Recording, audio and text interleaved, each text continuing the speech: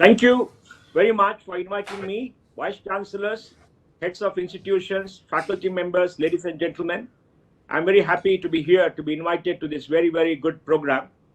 I'm happy because all of you have come together to promote entrepreneurship. Entrepreneurship is the only way to create jobs for our young people and to grow the economy. Entrepreneurs are risk takers.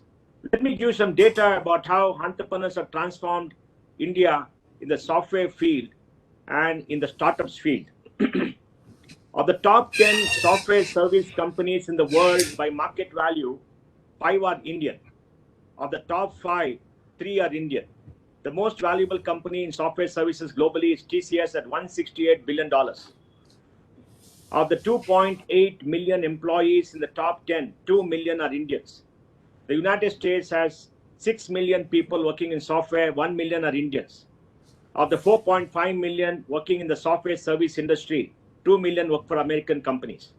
Out of 8 million working for American companies, 3 million are Indians. 25% of all startup founders in the Silicon Valley are Indian.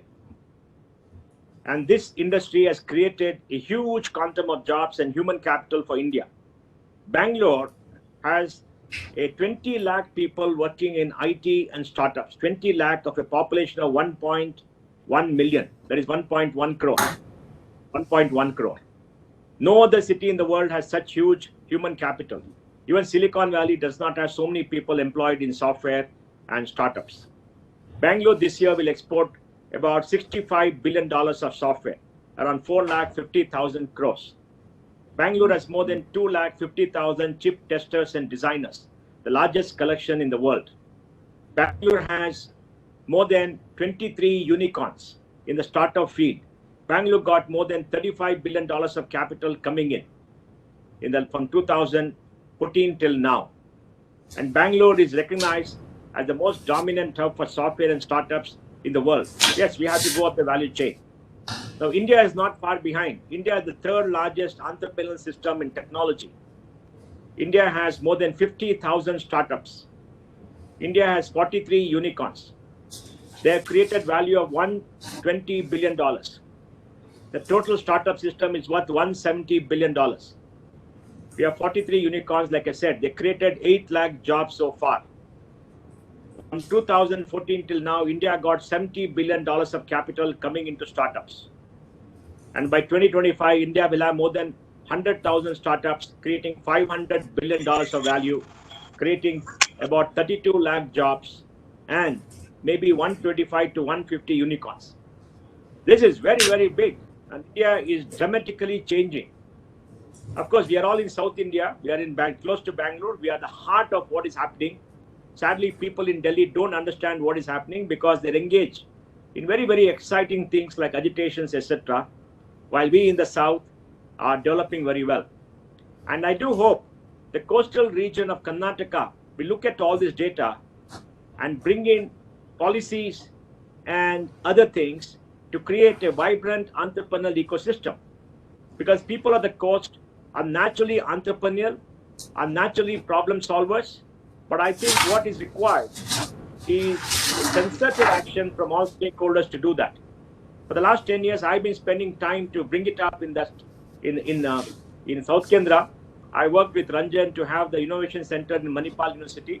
It's doing well. Some of the companies have done extremely well. For example, Fractal Works, I think, is created 3D printing machines. And I think, that's becoming a very big company. A lot of good things are happening, but you have to scale up dramatically. To scale up dramatically, what needs to be done? Yes, I saw from the data that most of you have incubators, most of you have got some grants, Government of India has put in money, blah, blah, blah. These are all nice things. But the biggest challenge for everybody, like the person who introduced me said, the biggest challenge is the mindset, the culture of entrepreneurship and risk-taking. How do you create a culture of entrepreneurship and risk-taking? I think that is the most important thing that you must do. And the way to do it is very simple. You have to make heroes out of successful entrepreneurs. You need great role models. If you're in Bangalore, there are 15, 20 billionaires from the technology industry. There are hugely successful entrepreneurs. You meet them, you hear them, you talk about them, and there's a natural upsurge of people who want to do extremely well. So you got to create heroes. And to create heroes, you got to get people together on a common platform like you're doing right now. So what I would suggest is invite the big founders of various companies to come to South Kendra and talk to your students, maybe twice a month. There's a large list of people, invite them, ask them to come and let them talk. They can do it by video, they can do it otherwise, and explain their journey. Invite Shraddha Sharma of Your Story, which are the largest collection of stories about entrepreneurship, to come and work with you to promote entrepreneurship, and make sure all your students read Your Story. Your Story is a digital journal free of cost, which talks about entrepreneurship and showcases entrepreneurs. I think that's extremely, extremely important. And third, invite a lot of good technical people who are experts in artificial intelligence, machine learning, in IoT, 3D printing, biotechnology, who are high achievers, who have, created companies, who are thought leaders, who are high quality technology people to give lectures in your institutes. Now they don't have to travel because people don't like traveling. They can do it by video. But you need a group of people who will identify all of them and invite them to come and create a platform where they can talk to students across all universities. It doesn't have to be Anipoya, it doesn't have to be Manipal, it doesn't have to be Nitte, it can be across everybody. I think it's extremely important. So what will happen by all this is the mindset of students will change. And it's very important for the mindsets of students to change and to think of becoming entrepreneurs and start identifying things and something else. I think this is the first thing to do to change the mindset. The second thing to do to change the mindset is to have contest. I'm sure you're doing that. Create grand challenges for your consortium of universities. A grand challenge. For example, I worked with your Mahe Department of Computer Science to challenge your professors to create a supercomputer. A supercomputer by getting a group of students to come together, give them some money, ask them to buy all the chips and design it and build it yourself. Sadly, it didn't work because the faculty didn't take it up. The faculty themselves were not prepared. That was maybe 5 to 6 years ago. So you got to give big challenges. Tell your students, design a supercomputer. We'll give you 25, 30 lakhs. Design an IoT system in your campuses. Design a big, sophisticated 3D printing machine. I know many of you have got students who design racing cars and do some exciting things, but give them grand challenges and invite all of them. And once they give you a proposal, give them some money and make it common across and make them heroes. So they all know what can be done. I think the grand challenges and recognition is extremely important. I'm sure you're doing it. Do it in a much, much bigger manner. The next thing what you need to do, very importantly, is to create higher quality skills. How many of you have courses in big data, in data analytics, trying to create data scientists, trying to create people in artificial intelligence, machine learning, gene therapy, etc. in cutting edge technology? You're all teaching traditional curriculum, same thing that you've been taught for the last 30 years. It's extremely important to teach people cutting edge technologies. And with cutting edge technologies, the course material, everything is available in Coursera, is available in the web for free. And you should have excitement among the students that they're doing something in a very dramatic manner. And that excitement, the questioning attitude will change the views of people. And for that purpose, you must increase the lab work for all your students in your engineering colleges. There's too much of theory, unnecessary theory, because you are teaching old theory which is no longer relevant in the world. Yes, you got the problem with AICT, understand, but try to cut down the quantum of theory, and internal assessment give more, more marks for lab work. Ask them to go spend much more time in the labs and create and get good equipment in the labs, not the old lathes and all the kind of stuff many people have. Get them sophisticated CNC machines. You have to invest if you want to create entrepreneurship, and let them go there, let them work, let them understand, let them create things in the lab. Create a lot more lab work, experiments, so people can be curious, people can go there and put that into your degree program too, so that gives credit for students and students understand, because engineering is not a theoretical subject, it's an applied subject. It's application of engineering principles that matter, not the theories. And that's why when we hire people from all universities, they're very poorly educated. They're very bright people, but they're not fit for purpose. So I think you've got to increase lab work and create excitement, and the lab work will lead to creation, and the creation will lead to products, and the products will lead to entrepreneurship. The professor mentioned about MIT and the system and wondered why it happened. Now MIT has got huge labs. The professors there do research. The professors involve young people. They do blue sky research, cutting edge research, applied research in engineering, in biotechnology, everything else. And they involve all the young people there and give them research projects. And because they can create products, they can create algorithms in the lab, many of them use that and become entrepreneurs later. It's taken 35, 40, 50 years. It's not going to be an easy job. Today we can all applaud them and say you've done so much, but it's taken a long time. And I think it's extremely important. But the most important reason is mindset. Most important reason is faculty having that energy and the passion. Because the biggest asset of an entrepreneur is passion, is energy to change, to do things new, to make sure they change the world, make sure they conquer the world. And that is something that comes from within. And that has to be cultivated. It cannot be suppressed. It cannot be suppressed. It cannot be the students ask questions in class and professors tell them to keep quiet. And that's why, like I know personally, it happened in the Antigua Medical School. Education also has to change to much more debates, much more discussions among small groups, rather than a one-way broadcast of a person coming and lecturing. And you got to have flipped classroom to change the process. Because the whole purpose education should be how to create a problem-solving mindset. Once you create the problem-solving mindset, things change automatically. I'm saying all this because your ecosystem is very different from the ecosystem of Bangalore. You know, you are doing very good work in the universities, but in society, outside universities, there's very little happening.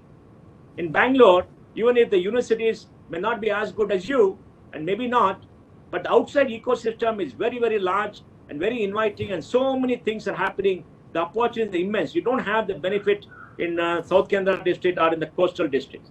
So you got to create it the universities by having an open, transparent, collegial culture where people can challenge you, people can discuss with you. There are a lot of things happening, and you give them incentives, etc. And then you have a 5,000-person tech community in Mangalore. 5,000 people are there in Mangalore. There's so many tech companies, IT companies, technology companies. Get them all together on a platform. Get them together on a platform to work with you.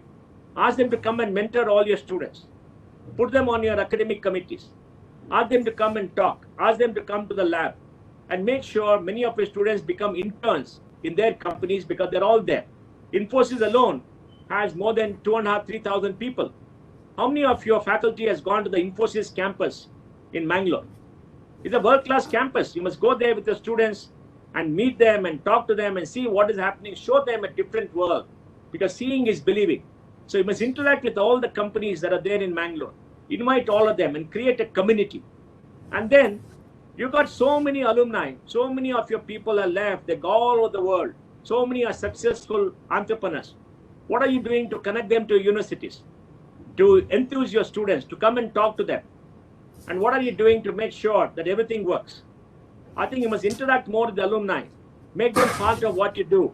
Ask them to talk to students. Yes, the problem was traveling. The problem is not there now with technology. I think it's extremely important to do that. And by doing that, you'll make sure that mentors are there, your students reach out, those people know what is happening, they will increase hiring, they will increase interaction, they will be excited, there will be a buzz that will be created by doing all that. And of course, you got to make sure that you give grants. For example, Stanford has got something called Stanford Ignite, a program for entrepreneurship. And to teach entrepreneurship to students is very easy.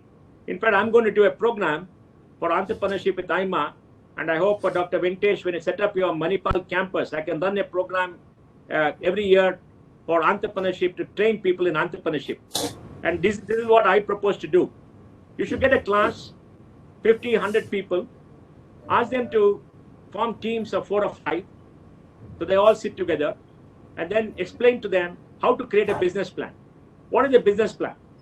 A business plan is a plan to develop a business with several matters discussed there. First, what is the object of a business? What is the problem you're trying to solve? You got to identify the problem. Then after identify the problem, you got to come with a solution. The solution can be some kind of a product or a service. And the solution has to be delivered using technology or physically. Then after you develop a solution, then you see how do you raise money to develop the solution? How do you create a team to develop the solution? How do you have a marketing strategy? How do you have a sales strategy? And then how do you make sure that you improve quality? So there are several facets. So once people understand how to make a business plan, you must make them have a business plan and let them, talk to some mentors. You have a set of mentors, they'll all come and make the student teams present the business plan to all the team members. And once they present the business plan, let the rest of the teams judge and say who is better. So if you've got 20 teams, 19 teams will judge each one of them. Each one of them will be judged by the other 19. So 20 presentations. So students who listen to the 20 presentations understand the thinking of 20 groups. They understand all issues. And once they understand all issues, they know how to run a business. What are the components of business? And then when they go to class, learn technology, they learn marketing, they learn sales, they learn finance, they understand how it fits into business. How it fits into business. If you go to MBA schools, and right now I'm the interim chairman of the Management Development Institute in Gurgaon. Even there the same thing happens. If you go to management school, they teach you a lot of theory and you end up not knowing how the theory fits into business till you go to business and try to make sense of it. But having a business plan contest, you can do all that. So there are a lot of activities that have to be done, year-round activities that have to be done, talent identified. And above all, you must teach coding to every student that comes through your college. Teach them coding. Because when we were young, we are told you must learn reading, writing, and arithmetic, right? Reading, writing, maths. We all learned that, but now coding is another skill. Coding is essential because every young person should learn coding because coding is like learning mathematics. It's become a life skill. Teach them coding. There's something called the Vishwa Konkani Kendra in Mangalore, where some of us work to give scholarships to young people. We asked those graduates to set up a coding school. They set up a coding school in 6 months and they ran programs. That 170 people trained. They created programs. The people who are graduated 7-8 years back, who work abroad, who work in companies, they came forward, they created programs and they presented to me. And I was shocked and astonished at the quality of the presentation, the quality of the thinking, the rigor of the training. Then I told them the next 1 year, I want to have 10 startups coming from all the teams. Because once you learn coding, you can identify problem because in future, technology, software is going to be the dominant force all over. So you got to run coding school. Coding school doesn't mean you go to white hat or somebody else to do it because you got faculty, you got everybody else. Run coding school, let people learn coding, and that is easy. Create a portal where things have to be done. So I think my personal view is what you're doing is fantastic. You people have done a great work in creating incubators, in having professors, getting companies, startups, etc. But I would suggest in the next 3 years, you must take it up by a factor of 10. You must do 10 times what you're doing in the next 3 years if you want to make an impact. If you want to make an impact, you must get the community together. You must interact with the outside world. You must interact with the globe and create a very, very vibrant community. And you must all work together. There's no point Mahe doing something, Anipoya doing something, Nitte doing something. Because all of you come together on a common platform because the important thing is the ecosystem. There is no ecosystem in South Kendra district, in the coastal district. In Bangalore, there's an ecosystem. When the ecosystem is there, it helps everybody. It lifts the entire ship up. The entire district will come up. We must aim to make sure that the coastal districts of Karnataka become the hub of entrepreneurship. And at least 20, 30 unicorns come out of that by 2030. You must work with a common purpose. There's nothing to stop them. There's money available. There is market available. Everything is available. By 2031, India will be a $10 trillion economy. We are a $3 trillion now. How will you in the coastal districts take advantage of this? How will you participate to grow? That is the question that you have to answer. And that is why I would suggest that you get together and do all these things in a very structured manner so that you change the mindset of people, create a culture of excellence, bring in passion and energy, and incentivize people, make them innovative. Because young people, when they come to you, they're very innovative. Our young people who come to college extremely, extremely bright. They're very tech savvy. They're digital natives. They work with technology much better than people like us who have graduated long time ago. They're a digital first generation, and this is a generation we have to empower. Thank you very much.